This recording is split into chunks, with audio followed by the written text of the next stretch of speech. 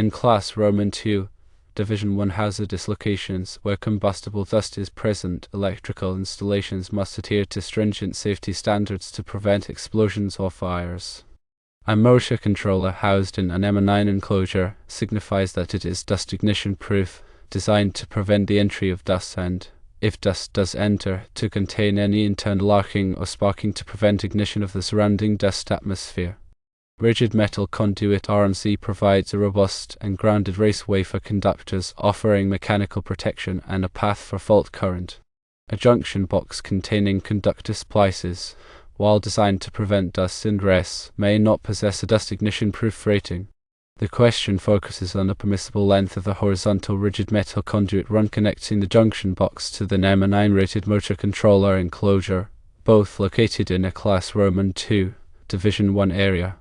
To understand the length requirement, we must consider the principles of minimizing dust accumulation and preventing the propagation of an explosion from one enclosure to another.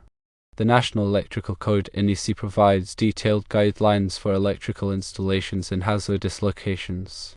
Although the provided information mentions NEMA 9 and dust ignition proof enclosures and references Class Roman II, Division 1 locations, it does not specify a minimum conduit length requirement between enclosures like the situation sometimes found in Class I locations with explosion-proof equipment.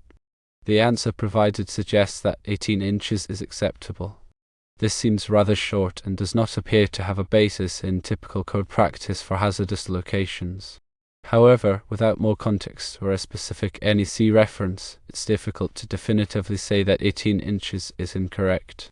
Let's examine factors influencing the decision.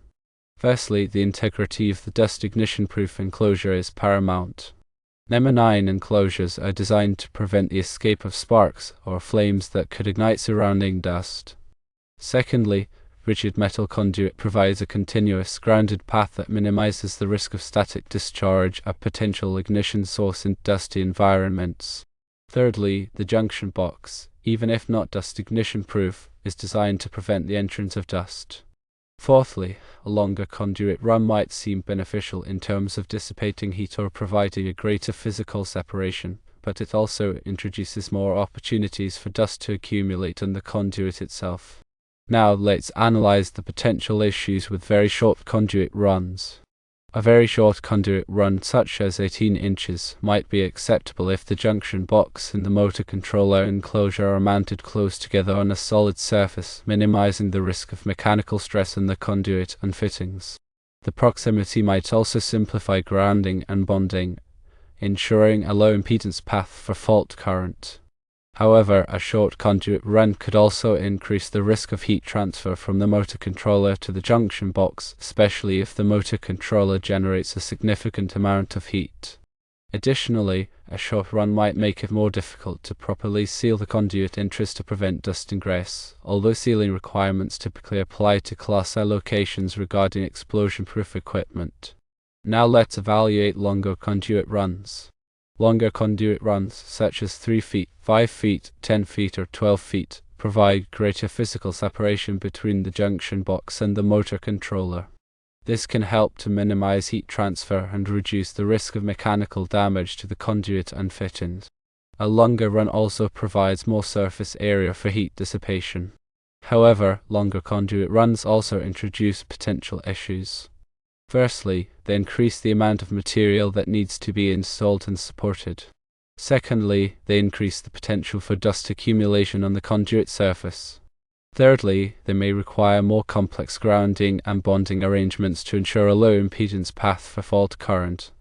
In Class Roman II, Division 1 locations, specific conduit sealing requirements usually do not exist to the same extent as in Class I, Division 1 areas dealing with flammable gases or vapors.